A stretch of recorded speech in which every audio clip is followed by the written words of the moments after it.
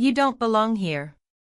My son's voice was low, controlled, almost polite, but it cut through the quiet hum of the chapel sharper than anything I had ever heard in my 68 years, and for a moment I thought I must have misheard him, that grief had twisted something inside my ears. But then I saw the way he avoided my eyes, the way his hand tightened around his wife's, and I understood that he meant every word, that in this room filled with white lilies and soft organ music, in the front row were a wife of 40.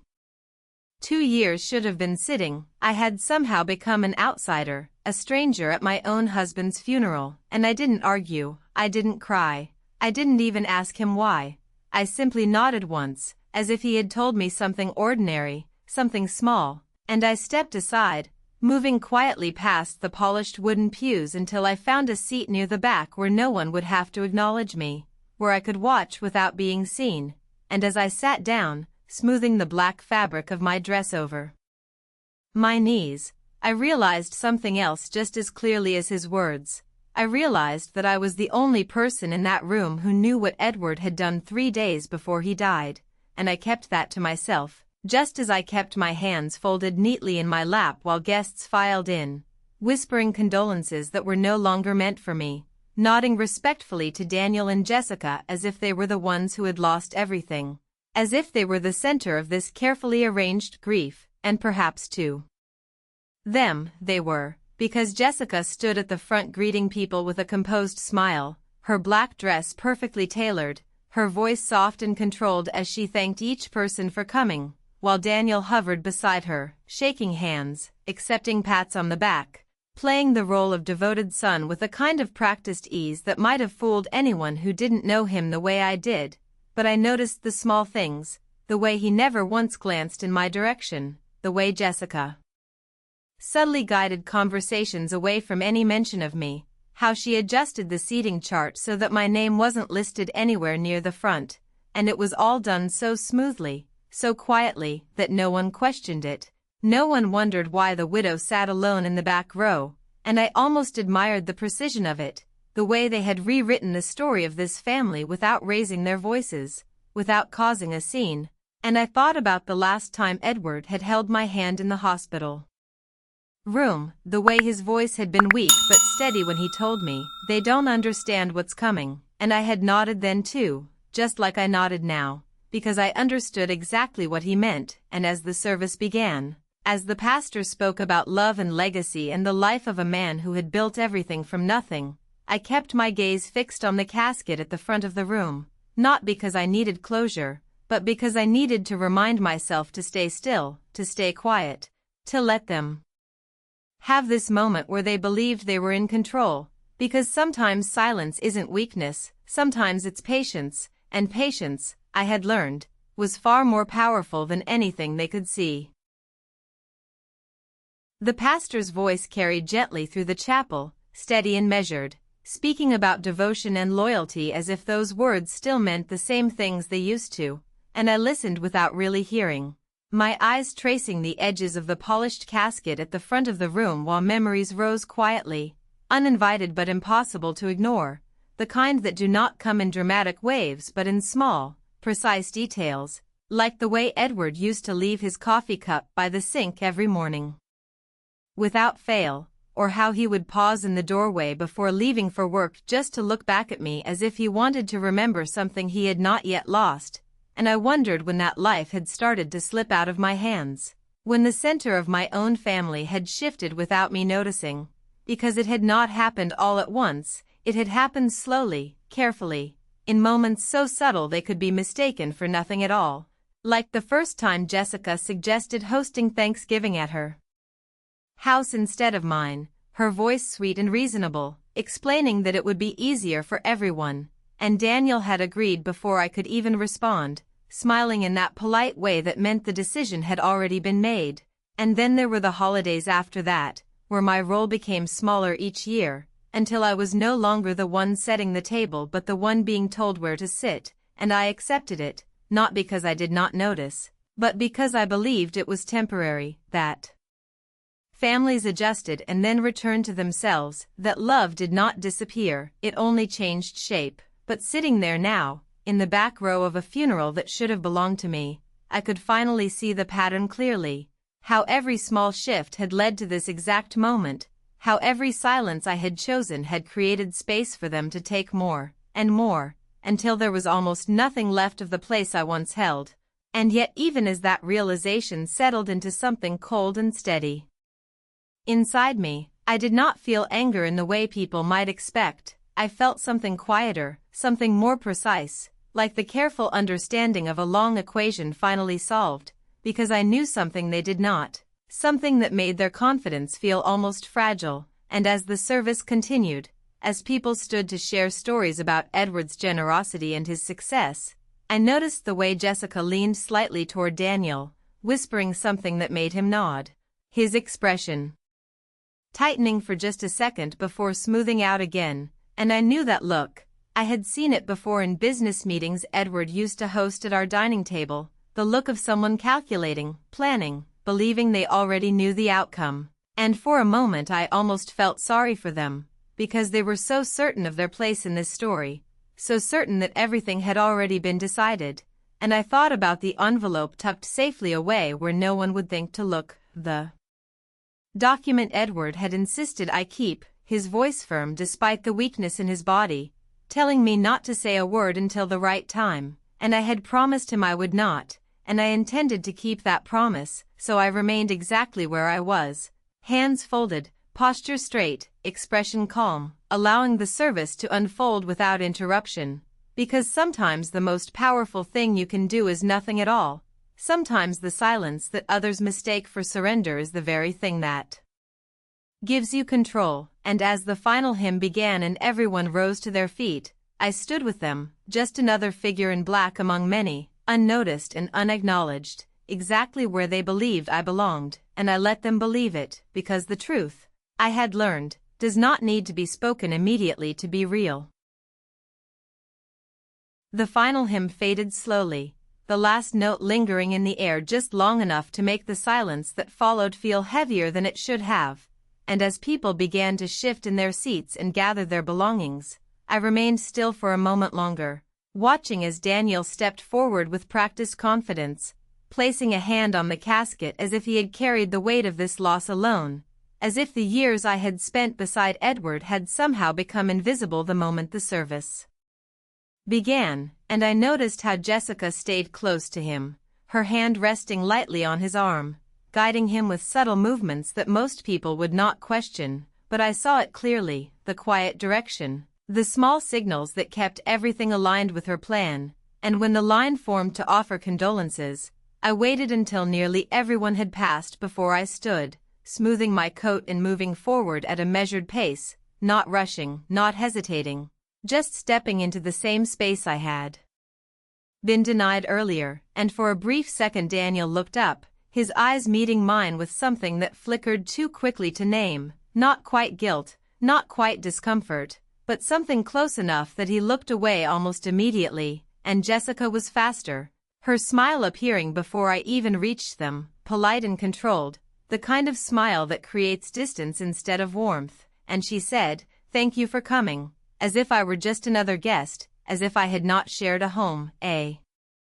life, a future with the man we had just laid to rest. And I inclined my head slightly, accepting her words without correction, without challenge, because there was no need to remind her of anything she had already chosen to forget. And I noticed then the way she positioned herself just slightly in front of Daniel, as though shielding him or perhaps controlling the moment entirely. And I realized this was not improvisation, this was something rehearsed, something they had decided long before today. And as I stepped past them, I could hear fragments of conversation from those still gathered nearby, soft voices speaking about arrangements, about the house, about what would happen next. And my name did not come up once, not in question, not in concern, not even in passing. And it was almost impressive how completely I had been removed from their plans, how neatly they had written me out without ever having to say it directly. And yet the more I listened, the clearer it became that they were already moving forward, already discussing timelines and responsibilities as if the future had been handed to them without condition. and I thought again about the document Edward had placed in my hands. The firmness of his voice despite everything he was losing, the certainty in his eyes when he told me to wait, to let things unfold exactly as they would, and I understood now why he had been so insistent. Because standing there among people who believed they understood everything, I could see how easily assumptions become truth when no one challenges them, and I chose not to challenge anything, not today, not in this room, because the moment for truth is not always the moment for action, and as I walked toward the exit, the late afternoon light filtering through the tall windows and casting long shadows across the floor, I felt something settle inside me, not grief in the way I had expected, but clarity, the kind that comes when every piece finally falls into place, and I stepped outside into the cool air, drawing in a slow breath as the doors closed quietly behind me, leaving the voices and the carefully constructed story inside, because for now, it could remain exactly as they believed it to be, and I would let them carry that belief just a little longer. The air outside felt cooler than I expected, the kind of late afternoon chill that settles quietly against your skin without asking permission, and I stood there for a moment on the church steps, watching as people began to gather in small groups, their voices low and respectful, their expressions carefully arranged into sympathy, and for a brief second I wondered how many of them believed the version of events they had just witnessed inside, how many had accepted without question that I was simply another distant relative rather than the woman who had shared a life with Edward for over 4 decades, and I realized it did not matter, because perception, once established, rarely shifts without force, and I had no intention of forcing anything yet, so I walked slowly toward my car, each step measured, each movement deliberate, as if I were following a routine I had practiced many times before, and in a way I had, because the quiet withdrawal from spaces that once belonged to me had become something of a pattern over the years, something I had learned to do without drawing attention, without creating discomfort for others, and as I reached the parking lot, I noticed Daniel and Jessica standing near their car, speaking with a couple I vaguely recognized from Edward's business circle, their posture relaxed now, their expressions lighter, as if the most difficult part of the day had already passed, and I paused just long enough to observe them without being seen, to take in the way Jessica leaned slightly toward the man she was speaking to, her tone confident, her gestures controlled, while Daniel nodded along, occasionally glancing at his watch as though there were already other matters demanding his attention, and I could almost hear the conversation without needing to stand close enough to catch every word, discussions about next steps, about arrangements, about responsibilities that they clearly believed now belonged to them, and I thought back to the weeks leading up to this day, to the small but telling moments that had begun to shift the balance long before Edward's passing, the way Jessica had taken it upon herself to organize meetings that I was not invited to, the way Daniel had started answering questions on Edward's behalf even when no one had asked him directly, and I had noticed it all, every subtle change, every quiet decision made without me, but I had chosen not to confront it, not because I did not care, but because I understood something they did not, something Edward had made very clear in those final days, that timing is not just important, it is everything, and revealing the truth too soon can be just as damaging as never revealing it at all. And as I reached my car and placed my hand on the door handle, I felt the familiar weight of the envelope in my purse, a small, unassuming presence that carried far more significance than anyone in that parking lot could imagine, and for a moment I allowed myself to consider what would happen if I simply walked back over to them, if I placed that document in Daniel's hands and watched the certainty drain from his face, but the thought passed as quickly as it came, because that was not how this would unfold, not here, not like this. And instead I opened the car door and slid into the driver's seat, closing the door gently behind me as the noise from outside softened into a distant murmur, and I sat there for a few seconds, my hands resting lightly on the steering wheel, my reflection faintly visible in the rearview mirror, a woman who looked composed, steady, almost unaffected, and I wondered if that was how they saw me now, or if they had stopped seeing me at all, and I realized it no longer mattered. Because being unseen has its advantages. It allows you to move without interference, to observe without being questioned, to prepare without interruption. And as I started the engine and pulled out of the parking space, I did not look back at the church. I did not look back at Daniel or Jessica, because the next part of this story was not going to happen there. It was going to happen somewhere they could not control, somewhere they could not rewrite the narrative, and I intended to be ready when that moment arrived. The drive home felt longer than it should have, not because of the distance but because of the silence inside the car, the kind that presses in on you if you let it, filling every empty space with thoughts you had been carefully keeping at a distance. And I kept my eyes on the road, steady and focused, passing the same streets I had driven for years, streets that still held traces of a life that no longer existed in the way it once had. And when I finally pulled into the driveway, the house stood exactly as I had left it that morning, unchanged, quiet, waiting, and for a moment I simply sat there with the engine off, my hands resting in my lap, looking at the front door as if it belonged to someone else, as if I were about to step into a place that no longer recognized me. And when I did open the door and walk inside, the stillness greeted me immediately, deeper than before, heavier, because this time there was no expectation of Edward returning. No lingering sense that the day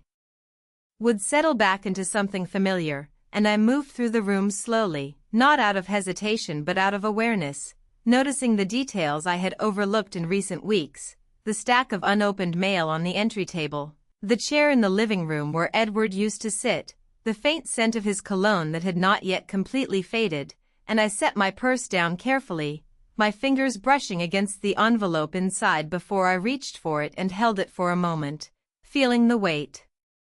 of it in a way that had nothing to do with paper or ink, and I remembered the afternoon he had given it to me, the sunlight coming through the hospital window, the quiet determination in his voice as he explained that things had changed, that he had made certain decisions he did not trust anyone else to understand, and I had listened without interrupting, without asking the questions that were already forming in my mind, because I knew him well enough to recognize when something had been decided beyond reconsideration, and he had looked at me then with a kind of certainty that had stayed with me long after I left that room, telling me that I would know when the time was right, that I did not need to rush. And standing there now in the center of the home we had built together, I realized that the time was approaching, not because of anything they had said or done today, but because of how confidently they had acted, how completely they had assumed control without ever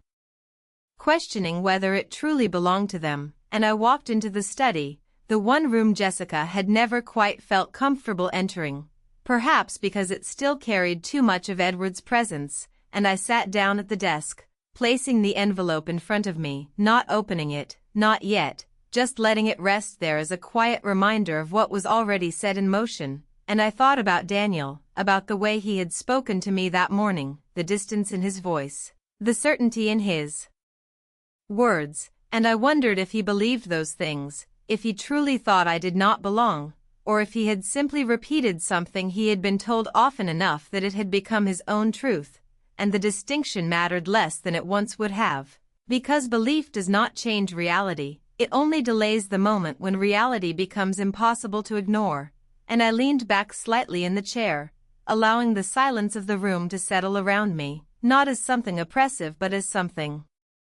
steady, something grounding, and I understood then that everything that had happened today was exactly what needed to happen. Every slight, every omission, every carefully controlled moment had only clarified the path forward. And I reached out and placed my hand lightly over the envelope, not opening it, not revealing anything, just acknowledging its presence, because for now, that was enough. For now, knowing what they did not know was more powerful than saying anything at all, and I intended to let that power remain exactly where it was until the moment it mattered most. I did not open the envelope that evening, and I did not turn on the television or call anyone or fill the quiet with anything unnecessary, because I had learned that silence, when used correctly, is not emptiness but space, and space allows you to see things as they truly are, and instead I moved through the house with a kind of steady awareness, placing things back where they belonged, straightening what had been left undone, not out of habit but out of clarity, as if preparing for something that had not yet arrived but was already certain. And when I finally settled into the chair in the study again, the one Edward had always preferred, I let my hands rest lightly on the desk and allowed my thoughts to settle into something more precise, something less tied to memory and more focused on what was coming next, because grief, I was beginning to understand, does not always arrive as overwhelming sadness. Sometimes it arrives as quiet determination, as a shift in perspective that makes everything else fall into place with unexpected ease. And I thought about Daniel again, not as the boy I had raised but as the man he had become, the one who had stood in that chapel and spoken to me with a certainty that could only come from believing he understood the full picture. And I wondered when that belief had taken root, when he had started to see me as someone separate from the life he was building. And I remembered a conversation from months earlier, one that had seemed insignificant at the time, when he had mentioned needing to streamline things and to simplify responsibilities, words that sounded reasonable on the surface but carried a different meaning when placed in the context of everything that had followed. And I realized now that those were not casual remarks, they were indicators, small signals of a larger plan that had been forming quietly, carefully, without my input or awareness, and Jessica had been at the center of it, guiding, shaping, reinforcing the idea that progress required change, that change required letting go of what was no longer necessary. And somewhere along the way, I had been categorized as something that could be set aside, something that did not fit into the version of the future they were constructing, and I might have accepted that. The following day arrived with a quiet sense of inevitability, the kind that does not rush you but does not allow you to forget what is coming. And by mid-morning I found myself standing in front of the closet, selecting a simple navy dress, something understated, something that would not draw attention but would not diminish my presence either, because I understood that appearances, while often dismissed, still shape perception in subtle ways, and I had no intention of giving anyone a reason to misread mine. And as I dressed, I moved with the same calm precision that had carried me through the past 2 days, not rehearsing what I would say, not anticipating reactions, just allowing the sequence of events to unfold in the order they had already been set. And when I left the house, the sky was clear, the air crisp, the kind of morning that suggests everything is exactly where it should be, and the drive into town felt familiar, almost routine, the same roads, the same turns, but with a different awareness guiding each moment. And when I arrived at Mr.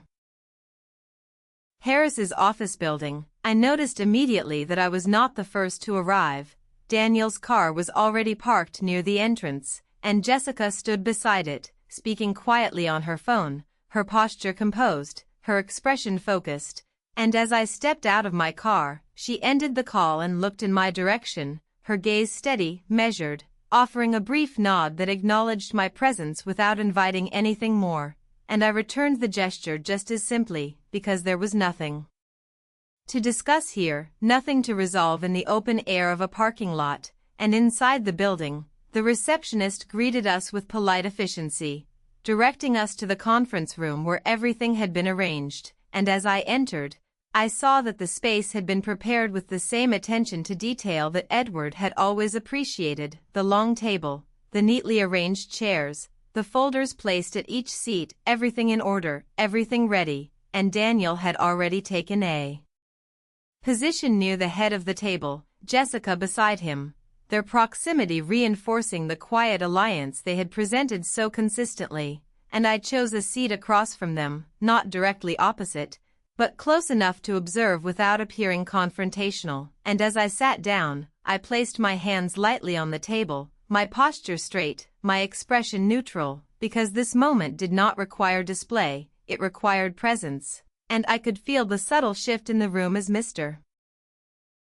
Harris entered, his demeanor professional, his movements deliberate, carrying a folder that held the weight of everything that had been left unsaid. And he greeted each of us with equal formality, not favoring one side over the other, not revealing anything in advance. and as he took his place at the head of the table, I noticed the way Daniel leaned back slightly, his confidence intact, his expectations firmly in place, while Jessica remained composed, her attention fixed, her mind clearly moving through possibilities she believed she already understood, and I allowed myself a brief moment to take in the scene, to recognize the balance of assumptions and reality that existed in that room. Because it was rare to witness such a clear division between what people believe and what is true, and as Mr. Harris began to speak, outlining the purpose of the meeting in calm, measured terms, I felt no urgency, no tension, only a steady awareness that everything was proceeding exactly as it needed to, and I remained still, listening, allowing each word to settle without reaction, because the moment for reaction had not yet arrived, and when it did, it would not require effort, it would simply reveal itself. Mr. Harris's voice remained steady as he began reading, his tone measured and precise, the kind that leaves no room for misinterpretation, and I listened as he outlined the standard provisions first, the expected distributions, the formal language that often lulls people into a false sense of certainty, and I could see Daniel relax slightly in his chair, his shoulders easing as each familiar phrase confirmed what he believed to be true, while Jessica remained still, her expression controlled, her attention fixed on every word, calculating, aligning, reinforcing her expectations with each passing sentence, and I understood that moment well, that quiet confidence that builds when reality appears to match assumption, and I allowed it to continue, because interruption would have served no purpose, and then Mr. Harris paused, just briefly, not long enough to draw attention but long enough to mark a shift, and when he resumed, his tone did not change, but the content did, and I saw it immediately, the slight tightening in Jessica's posture, the almost imperceptible shift in Daniel's expression as the words moved into territory they had not anticipated, and Mr. Harris explained that Edward had amended his will shortly before his passing, that certain decisions had been reconsidered, restructured, clarified in a way that reflected his final intentions, and the room seemed to grow quieter, not because the volume had changed, but because attention had sharpened, because something unexpected had entered the space, and I remained exactly as I was, hands resting lightly on the table, expression neutral, allowing the moment to unfold without interference. And as the details continued, it became clear that the structure they had assumed no longer existed in the way they had imagined, that authority, ownership, and control had been defined differently, with conditions, with boundaries, with a level of precision that left little room for interpretation, and I noticed the way Daniel leaned forward now, his earlier ease replaced by a focused stillness, his mind working to reconcile what he was hearing with what he had believed, while Jessica's composure remained intact but tightened, her attention narrowing, her calculations shifting as new variables entered the equation, and still, I said nothing, because there was nothing to say, nothing to add. The words being spoken were sufficient on their own, carrying the full weight of Edward's decisions without the need for reinforcement, and Mr. Harris continued, outlining responsibilities, timelines, and the specific role assigned to me, not as an afterthought, not as a courtesy, but as a central position, one that defined the execution of everything that followed, and I could feel the shift settle fully into place then, the moment when assumption gives way to reality, when belief is forced to adjust to fact, and I remained still, not out of restraint but out of understanding, because reaction at that point would have diminished the clarity of what was already evident, and as Mr. Harris concluded that portion of the reading, he looked up briefly, his gaze moving across the table, not searching for approval, not seeking confirmation, simply acknowledging that what needed to be said had been said, and the silence that followed was different from any that had come before. It was not empty, it was not uncertain, it was definitive, and I let it remain that way, because sometimes the most powerful statement is the one that requires no response at all. No one spoke at first, not immediately, because the kind of silence that followed was not the kind you rush to fill. It was the kind that settles over a room when something irreversible has just been understood, and I watched as Daniel's gaze shifted from Mr. Harris back to the documents in front of him, his expression no longer confident but controlled in a different way, as if he were trying to reorganize everything he thought he knew into something that made sense again, while Jessica remained still beside him, her posture unchanged but her eyes sharper now, moving across the pages with a precision that suggested she was searching for something that might restore the balance she had expected. And I did not move, I did not reach for the papers, I did not feel the need to verify what had already been confirmed, because I had known it all along, and the weight of that knowledge did not feel heavy in that moment. It felt steady, grounded, like something that had always belonged exactly where it was. And when Daniel finally spoke, his voice was quieter than before, less certain, asking a question that did not challenge the facts but seemed to hope for clarification, for some detail that might soften the outcome, and Mr. Harris answered with the same calm authority he had maintained throughout, explaining the structure, the intent, the legal finality of what had been set in place, and there was no tension in his voice, no room for negotiation, only the clear presentation of what was, and I could see the realization settle fully then, not dramatically, not all at once, but in small, unmistakable shifts, the way Daniel's shoulders lowered slightly, the way Jessica's hands came together more tightly in front of her, the way the room itself seemed to adjust around a new understanding that could not be undone, and still, I remained silent, not because I had nothing to say, but because everything that needed to be said had already been spoken in the most effective way possible, without emotion, without conflict, without the need for me to defend or explain anything at all, and after a moment, Mr. Harris began to gather the documents, signaling the natural conclusion of the meeting, not as a dramatic ending but as a simple transition from uncertainty to clarity, and chairs shifted quietly, papers were straightened, movements resumed with a kind of restrained purpose, and I stood at the same measured pace I had maintained from the beginning, neither hurried nor delayed, simply present, and as I reached for my coat, I felt Daniel's eyes on me for the first time that day. Not avoiding, not dismissing, but searching, as if seeing me clearly required a new kind of attention he had not needed before, and I met his gaze briefly, not with accusation, not with triumph, just acknowledgement, because this was not a moment for either of those things. It was simply the point at which perception had changed, and when I turned to leave, there was no need to say anything more, no need to revisit what had happened or what had been assumed, because the truth had already done its work, and as I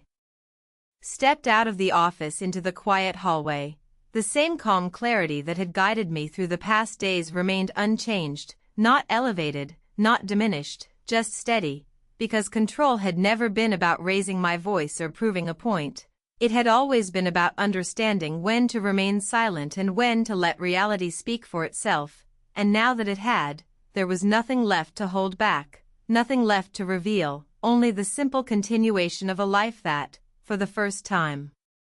in a long while, felt entirely my own again.